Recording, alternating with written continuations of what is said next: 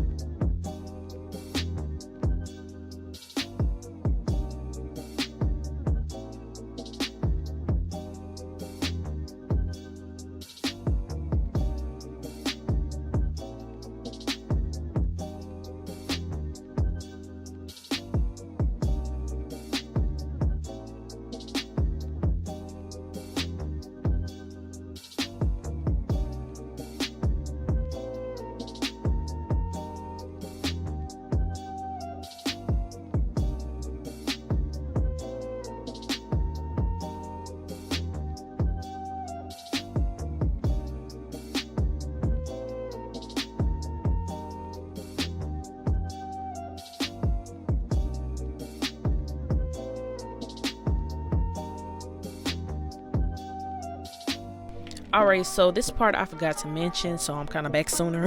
LOLs. But once you have finished erasing those excess parts of the background that was left, you want to place that exact same photo in front of the photo that is included in the background. So as you can see, the background is like an overlay cover of the exact photo that we just did. So it's kind of giving like a 3D type effect, like it's popping out. So by you doing this, you should kind of get like, okay, I see what she's doing there. So yeah, that is the look we're going for in this particular thumbnail, kind of like a 3D pop out effect. So I just thought it was cute, you know, whatever. So yeah, so basically you're just gonna, you know, repeat the same steps for the other two photos.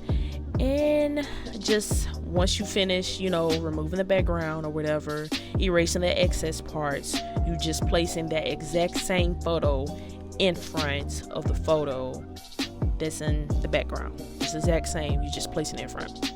Self-explanatory, easy. Okay, so I'm not gonna do too much talking, and yeah, I will talk to you guys when the next important part comes up.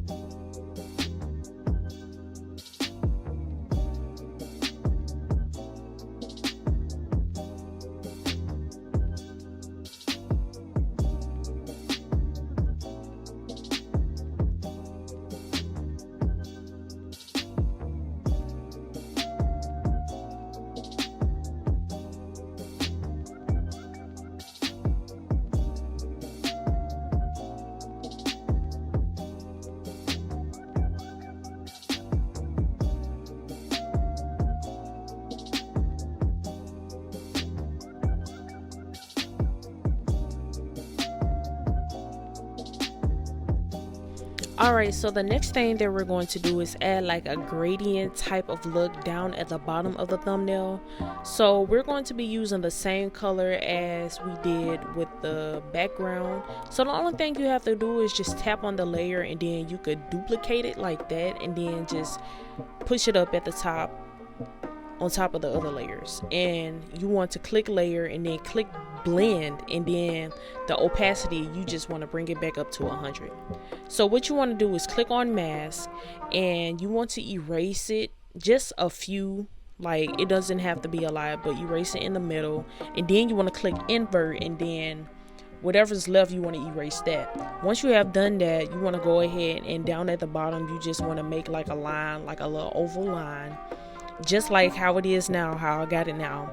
You want to click on blur, and then you want to increase blur edge radius and more blur.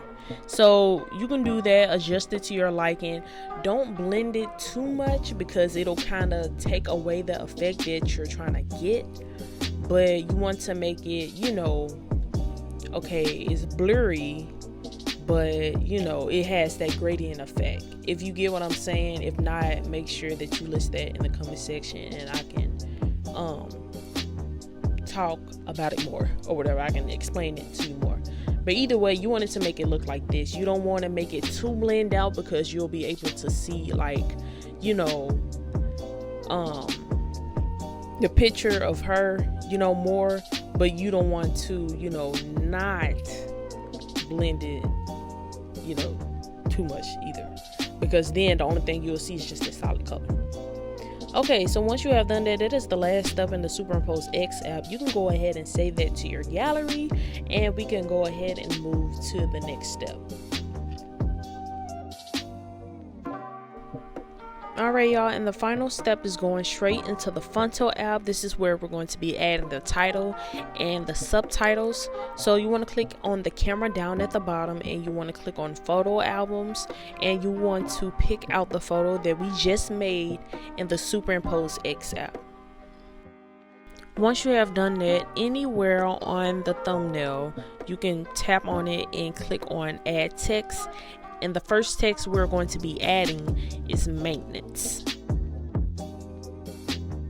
Once you have done that, you want to enlarge it just a little bit, not too much.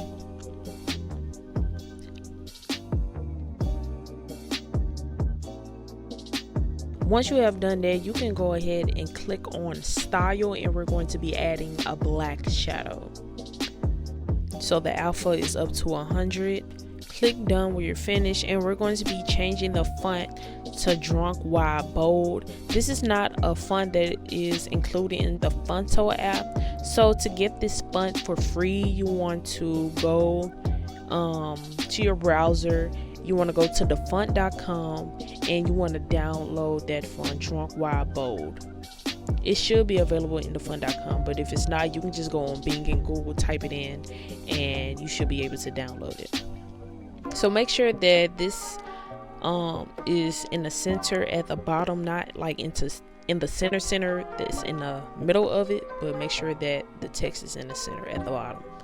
So the next thing we're going to do is add vlog, but we are also going to be changing this font to, I'm trying to remember, you guys, I do not know how to pronounce that word, but I will add it in the description box below for you to get and download as well. So that is the font that I am using, and I'm just doing the same thing. Well, I am adding the stroke. The color is white, and I just like added like to the width to the what, 3? I might have stayed at 3. Yeah, I did stay at 3. Okay, cool. And we're going to be adding the shadow as well, and then turning that alpha up to 100, and then you can click done. So I'm also going to add this in the center as well, but I'm going to have vlog on top of maintenance, kind of give it that, you know, that look everybody be going for their thumbnails. So yeah, so make sure that vlog is in the center at the bottom as well, but you want that on top of maintenance.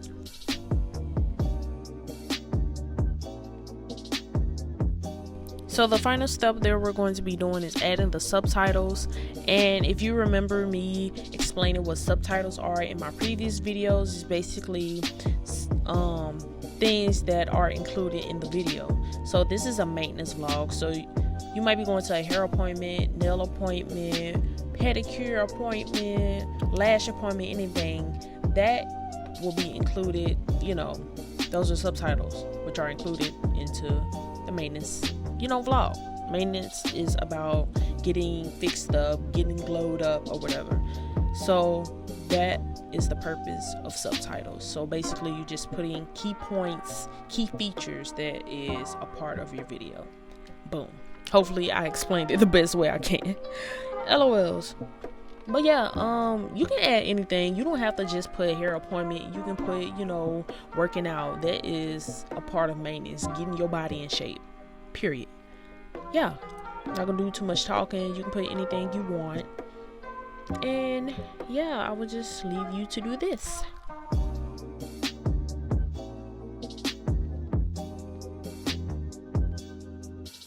Also, for one of the subtitles, or really all of them, it really doesn't matter. You can curve them and like put it on top of her head or whatever. Make it cute, make it pop. The point of thumbnails is making it pop to get your viewers' attention, to make them want to click on your video. So be creative or whatever.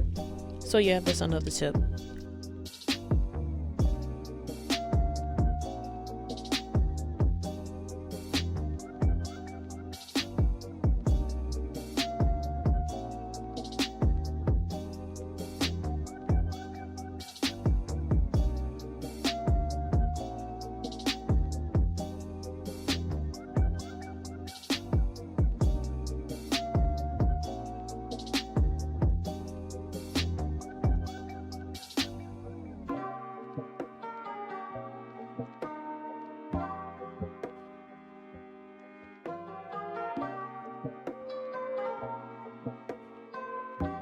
And you guys, that is it. Once you have finished adding your subtitles, you can go ahead and click on save image, and voila.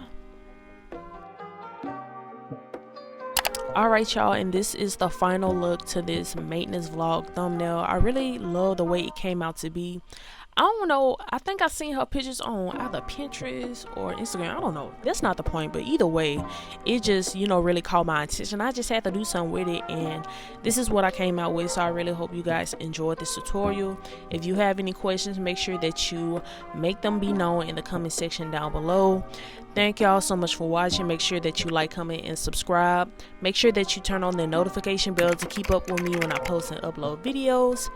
Thank y'all so much for watching. Thank you for the support, and I will see you in the next video. Bye.